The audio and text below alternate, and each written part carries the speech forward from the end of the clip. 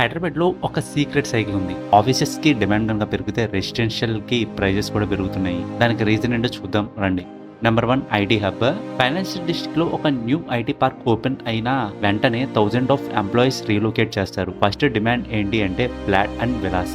అది కాకుండా వాళ్ళ ఆఫీసెస్ కి దగ్గరలో ఫ్లాట్ అండ్ విలాస్ అయితే వీళ్ళు వెతుకుంటారు. ల్యాండ్ లార్డ్స్ ని బార్గెన్ అయితే చేస్తారు. So rents and sale prices automatic గా ఇన్స్టాంట్ గా పెరిగిపోతాయి. Example Gachibowli to Kokapet. 2005 లో గచ్చిబౌలి ఆఫర్స్ స్టార్ట్ అయ్యే టైంలో ల్యాండ్ రేట్స్ అనేవి 2000 per square yard, but today above 1.5 lakh. Same cycle now Kokapet and Neopolis లో రిపీట్ అవుతుంది. Investors psychology. ఆఫీస్ జాబ్స్ అంటే స్టేబుల్ శాలరీస్ అంటే EMI confidence. So investors prefer nearby homes, creating assured market. That's why developers focused only near office clusters. So offices కి చుట్టుపక్కల ఉన్న అన్ని areas లో residential land యొక్క value అనేది boom అవుతూ వస్తుంది. ఆఫీస్ జోన్ లో డైరెక్ట్ డిమాండ్ రైజ్ అయ్యాక సరౌండింగ్ 5 to 10 kilometers లో కూడా ప్రైజెస్ అనేవి ఆటోమేటిక్ గా పెరిగిపోతాయి. ఎందుకంటే ఆఫీసెస్ లో పనిచేసే వర్కర్స్ అందరూ కూడా ఆఫీసెస్ కి నియర్ బై స్టే చేద్దామని చూస్తూ ఉంటారు. దాని వల్ల అక్కడ ఉన్న ప్లాట్స్ ఇంకా ఫ్లాట్స్ యొక్క రేట్స్ అనేవి పెరుగుతూ పోతున్నాయి. నెక్స్ట్ 10 years లో ఆఫీస్ బూమ్ ఎక్కడ ఉంటే అక్కడ హైదరాబాద్ లో